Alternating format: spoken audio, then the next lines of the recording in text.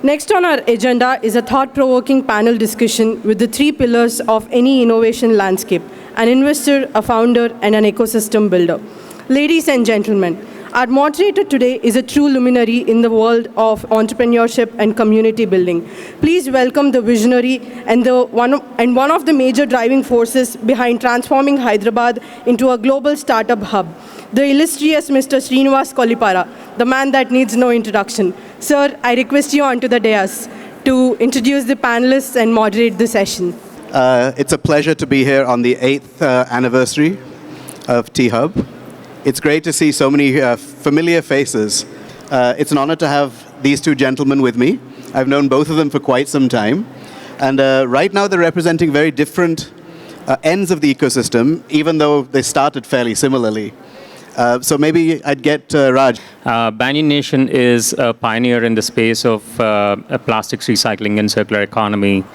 We've been at the problem for the last decade, and we count ourselves as the sole supplier of human contact and food contact premium recycled resins to all the FMCG, oil and lube majors across the globe.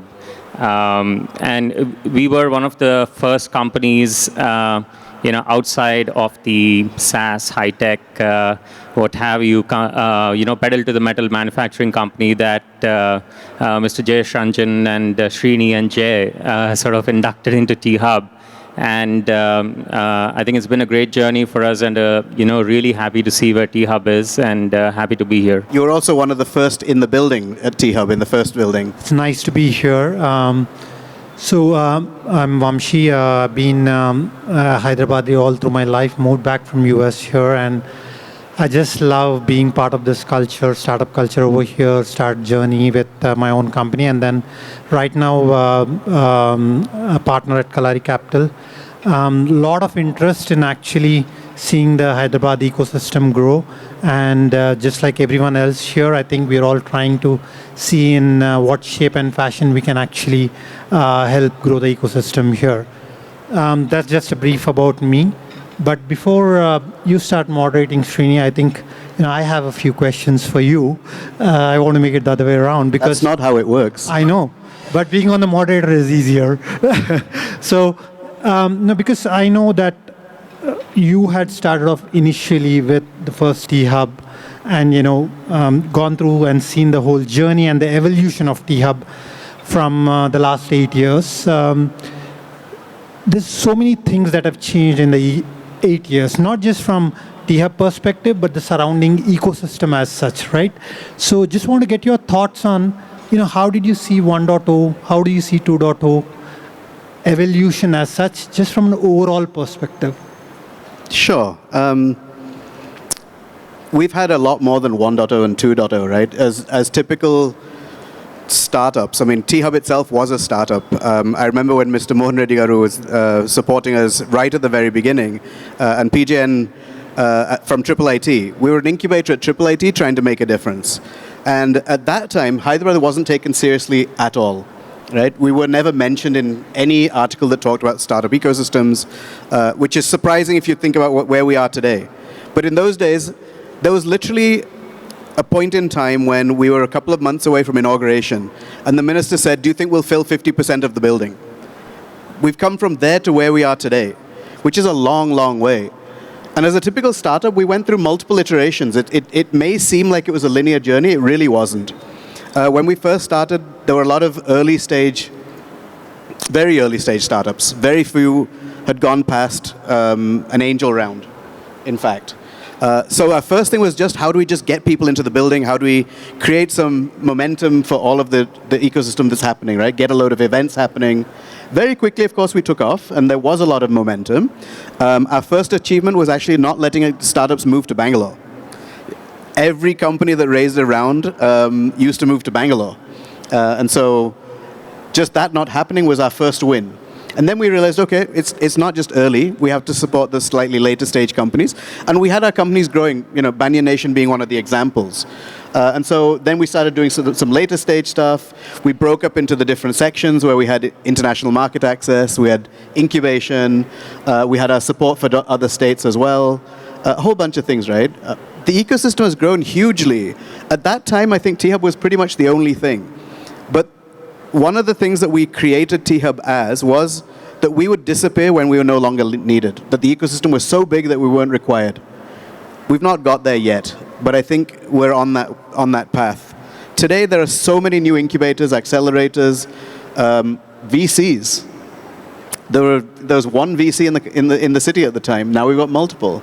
So many things have changed. And I actually want to highlight some of that story, talking to both of you, not just hog the mic from myself. So let's start with some fundamentals, right? Both of you moved back from the US, by the way, to start startups. Vamsi, you did it first. I think it was 2004, 2006. Long before startups were sexy, long before it was cool to come back from the US and do this stuff. By the way, what I would like is that this becomes a conversation, not just me asking questions. What was it like for both of you to move back from the US? What made you do that? And what was it like to start a startup in 2006? The best part was that there were hardly any VCs and there were hardly any startups. So, you could name, and I know that every VC flew down here to meet me, right? Because there was only a handful of companies. So, having said that, I think, what I felt that, what we were trying to fundamentally solve, and the ecosystem problem, like I keep talking about ecosystem so much that, it's a fundamental thing that what is the ecosystem which is available today versus what was the ecosystem available, in 2006. If I look at today, I think when I look at T-Hub per se, right now, I feel just bringing the mentors here, bringing the ecosystem from a market access here, giving him access to the government initiatives where you can actually get market access, giving access to investors, I think has changed tremendously over the past 15, 16 years. But also there's a lot of competition that has come in from the startups as such, right? Of course, the VCs have evolved, but I think there's just a fairly large number of startups now. So it is a question of quantity versus quality right now. So I think the challenge what we are seeing right now is how do we bring in quality founders and how do we identify quality founders? Can we actually build founders? So one of the things which I always had in mind when I moved from an entrepreneur to a VC world was I always felt that you can build an entrepreneur. You can actually build a successful entrepreneur. I realized that's not true. 3 years into this, I realized that not that you can build an entrepreneur as such, but I feel that just the setup of T-Hub as such has given access to so many mentors, so many other things which you can actually get access to, which will actually enhance your chances of becoming a better entrepreneur or becoming whatever we want to say, a unicorn or something like that. So I feel that with the growth story which we are talking from an India perspective, moving away from services to a product-based, category as such, our minister always keeps saying that we are right now the largest exporter basically of software, but we know that we wanted to go towards a paradigm shift where we are talking not from a services standpoint, but a product standpoint, right? How do we build something which is actually global, something where we can actually move from here to the global audiences, which comes with enterprise SaaS or not just enterprise SaaS, consumer products also, right? So it's hardware, software, and all that stuff. So I feel the ecosystem has changed a lot from when we started to what the opportunity we have today. I mean, T-Hub, one of the things that we said we would do in the beginning was just remove some barriers. It wasn't to make sure they were successful alone, as in it wasn't for us to do that job, but remove some of the barriers. And of course, Mr. Jayesh Ranjan has been with us almost from the very beginning as well, and the government's done a great job at removing some of those barriers as well. Raj, you started Banyan Nation 2014? 2012, actually. 2012? Yeah. And you weren't, as you said, one of the typical software types. So what was it like to come back? What made you come back and do a hardware company? Yeah, I don't think we thought it through.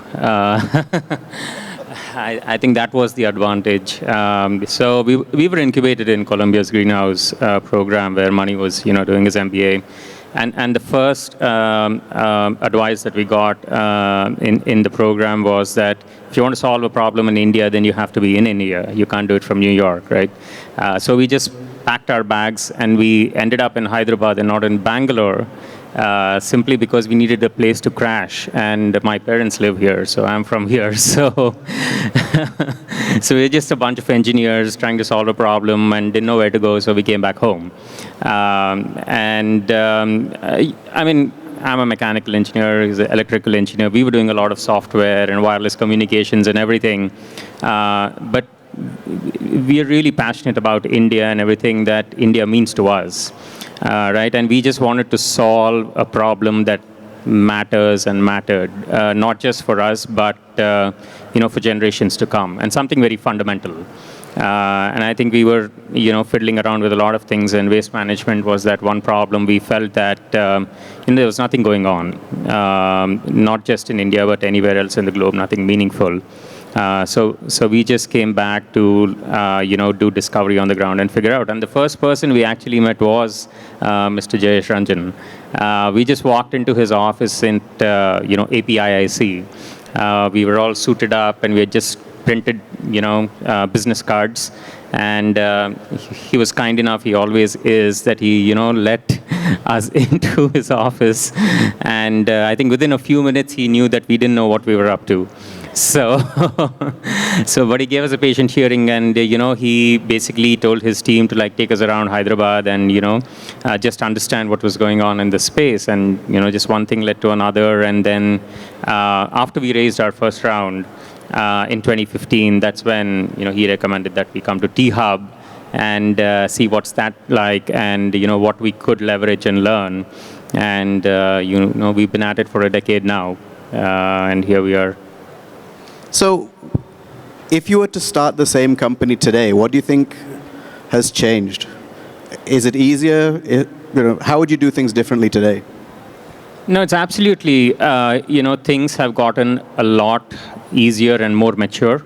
I think when Mani and I started, like I said, nobody was talking about garbage. We were the only two people talking about garbage all the time.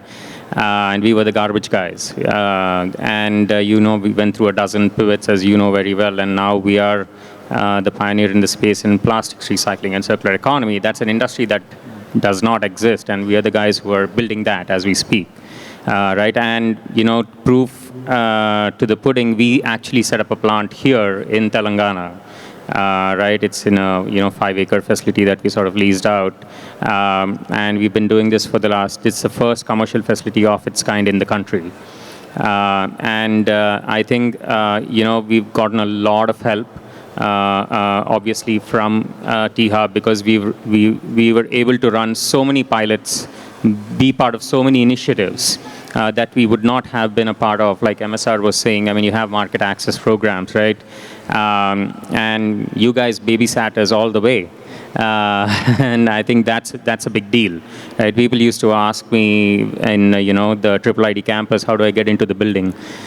So it means something, right? It means a lot, actually. And I mean, the leadership, you and Jay and everybody, was always front and center, right? You're not sitting in your corner office, you're out there, you're putting yourself out there, you're putting your startups out there. It's a huge risk. But I think it has its high points. And like you said, it's a journey, it's an evolution. The best is yet to come. So, yeah. And I think that's an important thing, right? It's not an easy journey either, being an entrepreneur. Nowadays, people seem to think that, you start a startup, you raise, 50 million, 100 million within 3 or 4 years. That's not the path. I mean, I've seen both of you. It's taken years. Same question to you, though, Vamsi. What's changed in the ecosystem from when you started the company to today, and how do you think it's easier?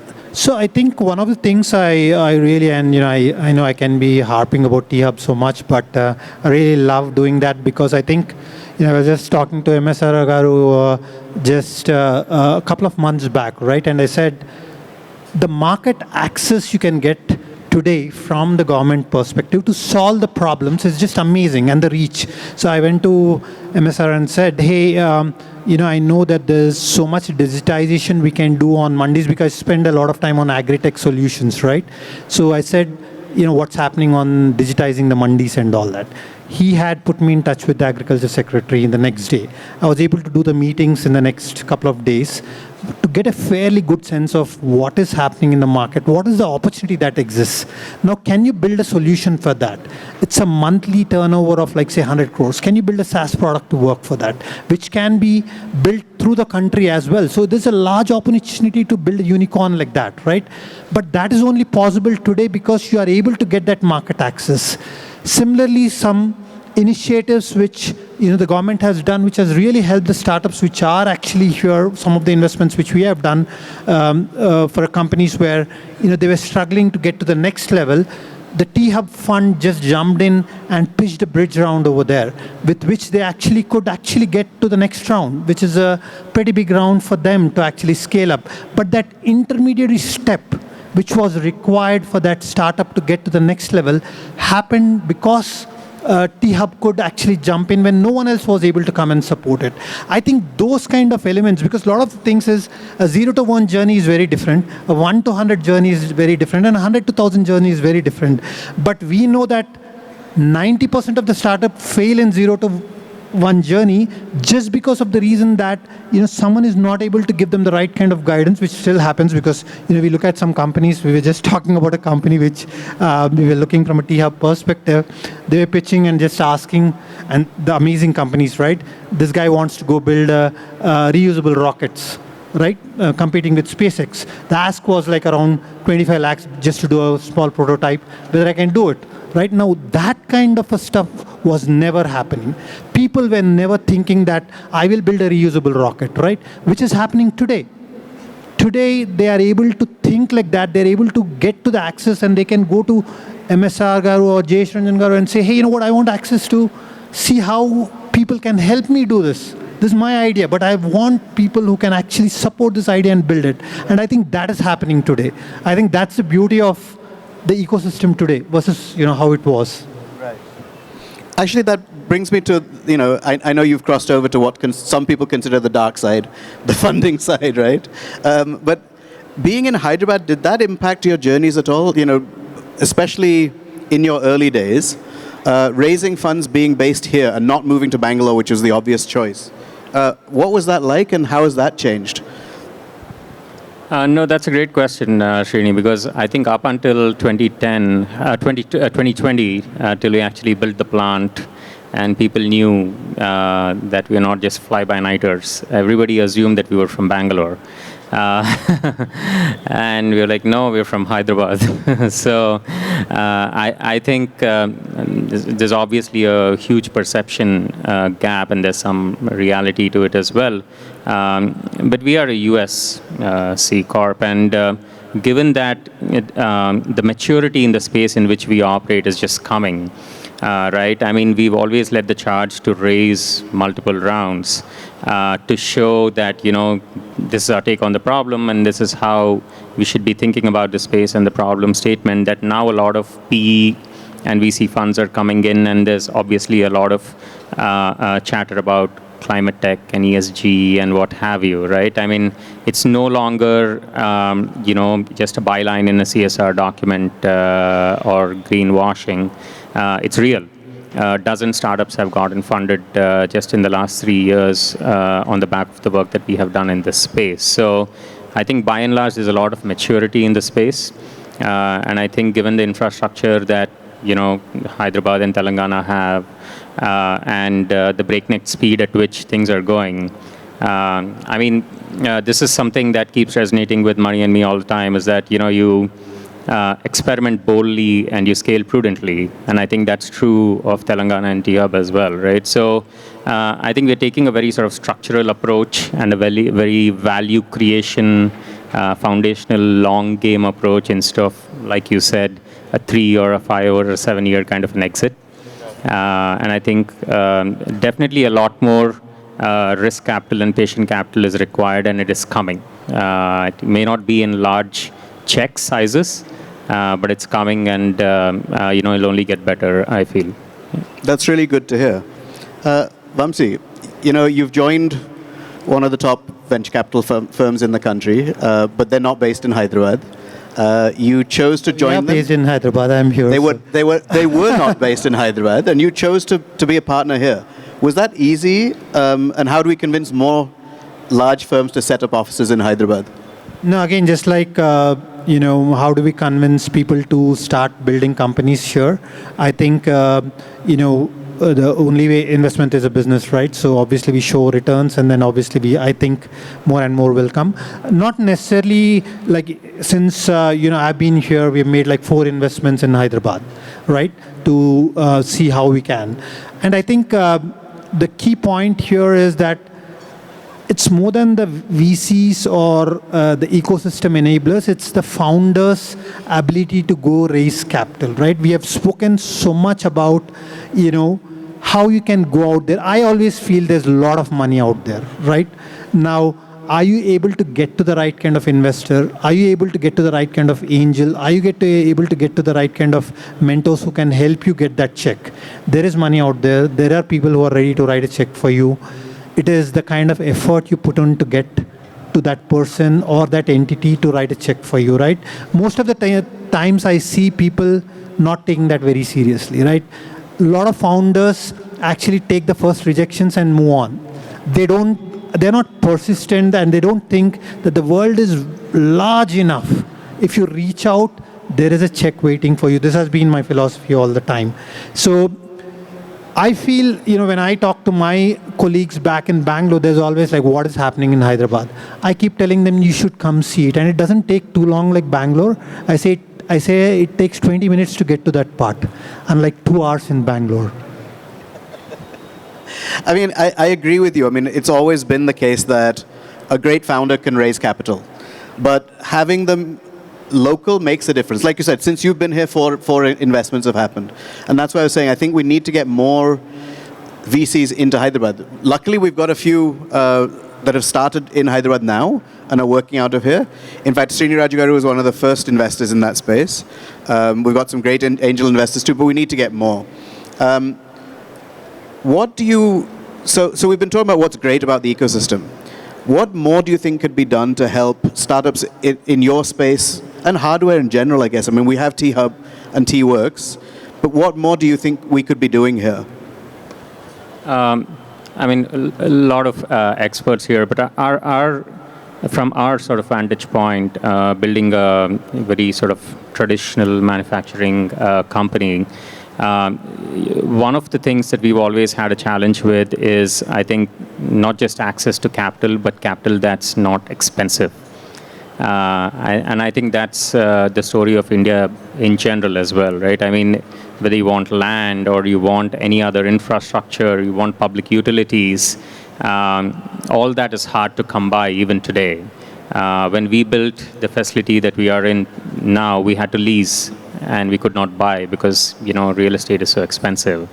When we set up water recycling, we had to, innovate a lot because there's no access to public water. And electricity is like super expensive. Anywhere you go, they're saying Hyderabad is super expensive when it comes to, electricity compared to a lot of other states. And then I think the other sort of problem statement is, when we work with a lot of global brands and a lot of global vendors when it comes to bringing in equipment, right? We do a lot of import and export. That's also very expensive, given the controls and the taxation and the timelines and so on and so forth, right? So for a company like us, or for people who are trying to do something, hardcore, it can get very expensive to build and operate and prove that this will work at scale.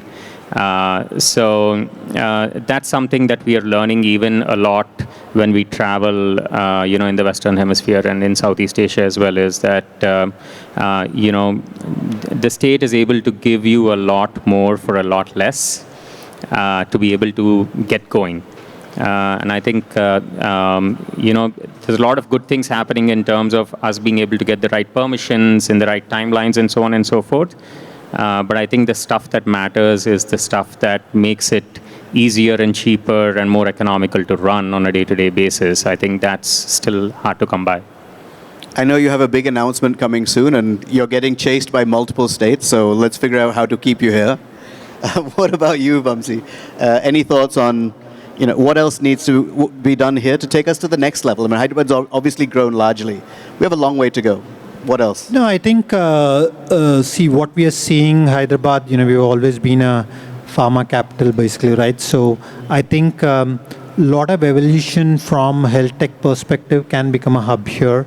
We are seeing a lot of deep tech companies coming here, right? So, and that all comes with one or the other company which has actually kind of paved the way for the rest of the entrepreneurs to see. So if you look at what Skyroot did, it actually is able to bring in, like what MSR is saying, 43 other startups which might have started thinking about, can I do a taxi, can I do a reusable rocket? Right now, just the thinking has changed from people's perspective. I think I personally believe that this is an opportunity for us to become a deep tech hub, a defense tech hub, a manufacturing hub, especially in the pharma side and the medical side as such. And also, I think health tech is something which is a great opportunity for us to take a leapfrog from the other. I wouldn't call Bangalore as the only one. I think we should be competing globally more than Bangalore as such. I think that whole thing is going to change in the next coming 4 to 5 years. And I think we will see that kind of breed of entrepreneurs coming up, breed of investments coming into that space. This is not going to be, like what you said, a capital raise game. This is going to be a core tech game. So I think we'll be seeing founders who are going to build sustainable and profitable businesses, and which are going to be having more of a global appeal than a local appeal. Yeah, I think that's a good point. I mean, the government is doing a lot on the fronts that you mentioned, whether it's healthcare and life sciences or it's defense and manufacturing. But how do we get those companies to engage more with our startups and work with innovation, I think is something required. I mean, even at T-Hub, one of the things we found was that when we were doing our corporate innovation programs, the majority of the companies that we worked with were multinationals. We weren't working so much with domestic companies. That's changing now, but I think I'd like to see more domestic corporates working with innovation as well and coming in. Raj, what advice would you give to founders out here that are growing in terms of utilizing all the experience that the ecosystem has and just the resources?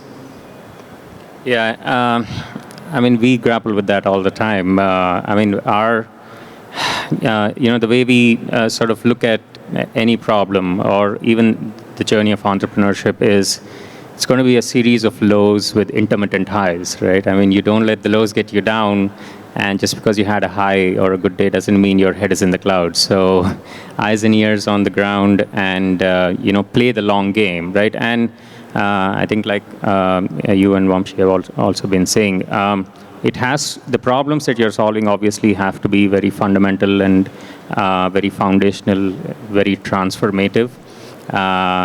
If you're just doing something that's a me too, or just to grab market share, or just to be in the news, or, do whatever it takes to raise money or to go public or whatever that route is, I think you're not going to stand the test of time. Right? So, I mean, like we just heard Mr. Raj speak, I mean, it's been an institution that he's been building over a long period of time that started way back when he was a teenager, right? So, I think everything, the good to great and the great to being there perpetually is going to take time. And I think always think about things, try and build a flywheel, right? I mean, if you have a flywheel, then you have the right momentum, and then you can always, run, walk, sleep, and then you can always pivot, and then you can noodle, you can come back, you can fail fast and come back, and then do stuff. If you don't, but stay true to the mission, right? I think that's the most important thing. I think what happens to a lot of startups and companies and entrepreneurs is they're not able to stay true to the mission, simply because they get bogged down in the minutiae or they get swayed by market forces. Right? You have to listen to the market, but you have to have the ability to separate the noise from the grain. I think that's very important to be able to build something that's of value. Vamsi, what about you? Advice to founders in terms of just utilizing the ecosystem and using it to scale? I wouldn't really say it's an advice, but I think just the mentorship, which I keep harping on, I don't think the founders really understand what that means, and the access that you have today for those mentors, and just spending time with them and actually listening to them can help a lot, because they've been there, done that, or they have the access, they have some knowledge. I wouldn't say they have the complete knowledge, but they do have some knowledge which can guide you in the right path towards. I keep saying that if your chance of building something great is 10%, that will enhance it to 20%. It's not like it's going to get 100%, but your chances are better. Just focusing on that, I think, is a very, very important aspect. And, just not taking rejection at all. I think on the mentorship part, it's very important that a startup is very, very clear about what they're asking from a mentor. It's too common for people to come up and go, help me, what do you need help with? Everything. I can't help you with that. So I think that is very, very important. I believe we're almost out of time, but maybe some points to wrap up. Anything you two would like to add to the conversation? I can just speak for, Banyan and Mani and me. I think, this has been, the time of our life. We started on the wrong side of the 30s. But I think, MSR and I were speaking, a few months ago, and, he was asking me about work-life balance and all these things. So I said, I don't believe in that because, this is your life, right?